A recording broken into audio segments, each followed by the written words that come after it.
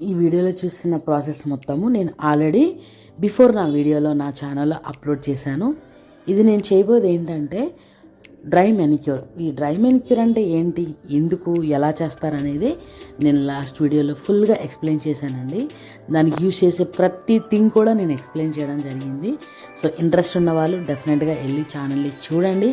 చూడడమే కాదు, నేను చెప్పే కంటెంట్ అయినా కూడా, చెప్పే విధానమైనా మీకు ఎక్స్ప్లెయిన్ చేయడం అర్థమైందా, ఇంకేమైనా డౌట్స్ ఉన్నాయనేది ప్లీజ్ నాకు లింక్ బాక్స్ కామెంట్ పెట్టండి. ఎందుకంటే నేను కూడా ఛానల్ని రీసెంట్గానే ఓపెన్ చేశాను, రీసెంట్గా అప్లోడ్ చేస్తున్నాను.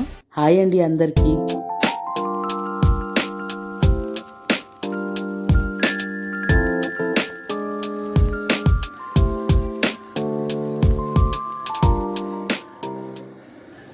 సో ఇది అన్నమాట ఇవాళ కంటెంట్. సాఫ్ట్ నెయిల్ ఎక్స్టెన్షన్ గురించి నేను ఈ వీడియోలో స్టెప్ బై స్టెప్ ఎక్స్ప్లెయిన్ చేస్తున్నాను. సో ముందుగా మనం నెయిల్స్ అనేది ప్రిపేర్ చేసుకోవాలండి. దాన్ని డ్రై మ్యానిక్యూర్ అంటారు.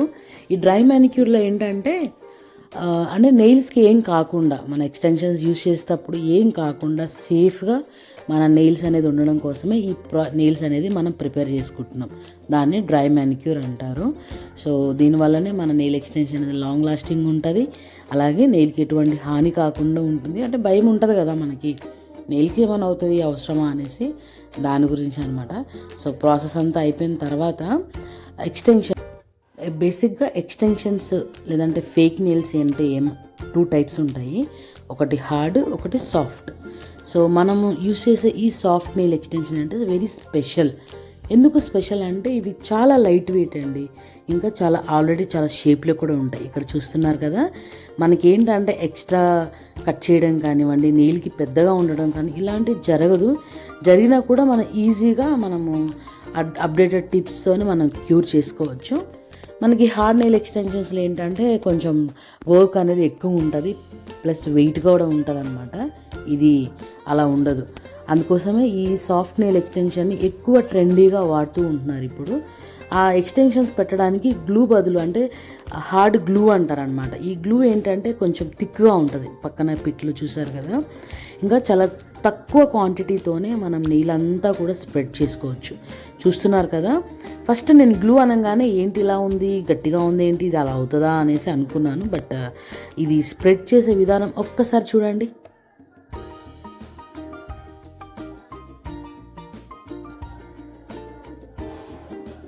అది సో పెట్టిన లైట్గా మనము మన నెయిల్ ఎడ్జెస్ స్టార్టింగ్ నుంచి లైట్గా పెట్టుకొని ప్రెస్ చేసుకుంటూ ఉంటే మనకి ఈజీగా స్ప్రెడ్ అయిపోతుంది అనమాట. చూసారా, అసలు లోపల గ్లూ ఉన్నట్టే తెలుస్తుందా?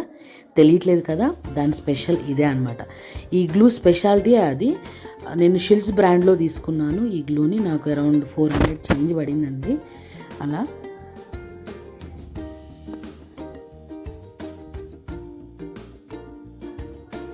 రైట్. ఈ క్లిప్లో ఇంకొంచెం క్లియర్గా ఎక్స్ప్లెయిన్ అర్థమైంది అనుకుంటున్నాను.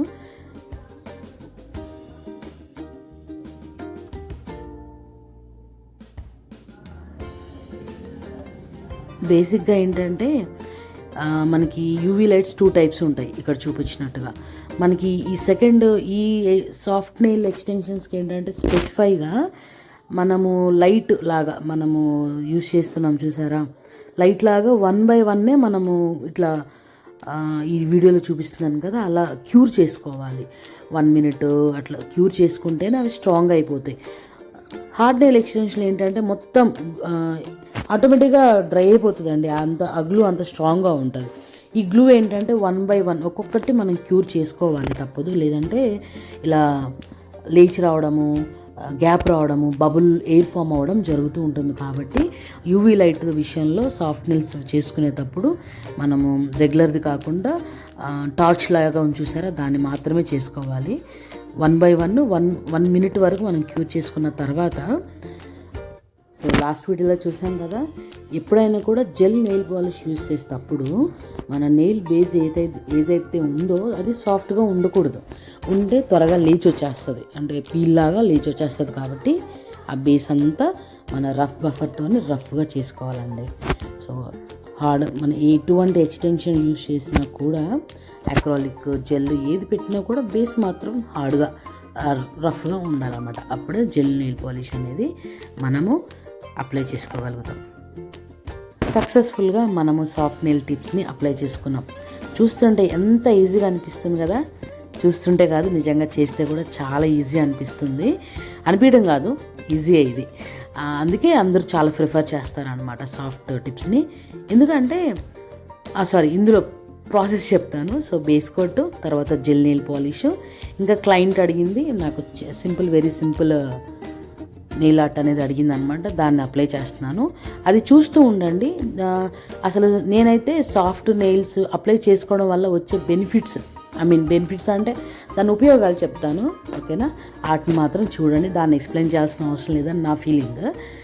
చూద్దాంలేండి నెక్స్ట్ వీడియోస్లో, ఓకేనా?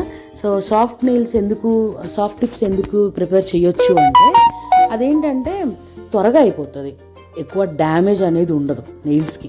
మిగతావి ఏంటంటే కొద్దిగా హార్డ్ ఫార్ములాస్ యూస్ చేస్తామంటే జెల్, యాక్రిలిక్ పౌడర్ ఇవన్నీ యూస్ చేస్తాం కాబట్టి కొంచెం డ్యామేజ్ అయ్యే ఛాన్స్ ఉంటుంది. ఇందులో అది ఏమి ఉండదు, చూసారు కదా, జస్ట్ సాఫ్ట్ గ్లూ తీసుకున్నాము, హార్డ్ గ్లూ దాన్ని చేసాము, క్యూర్ చేసుకున్నాము. ఈ ఫేక్ నెయిల్స్ కూడా చాలా చాలా లైట్ వెయిట్ ఉంటాయండి. బట్ మనం ఏంటంటే హాట్ వాటర్ కానివ్వండి, మనం స్టవ్ దగ్గర ఎక్కువ ఉంటాం కదా, అది కొంచెం తగ్గించుకుంటే బెటర్. ఎందుకంటే హీట్కే ఇవి ఎక్కువ డ్యామేజ్ అయ్యే ఛాన్స్ ఉంటుంది. కానీ మన నెయిల్కి కానీ దేనికి కానీ ఎటువంటి ప్రాబ్లం ఉండదు, హార్డ్ స్మెల్స్ ఉండదు, ఇంకా వెరీ వెరీ లైట్ అండి, తక్కువ టైంలో అయిపోతుంది, ఈజీగా మనం చేయించుకోవచ్చు అలా.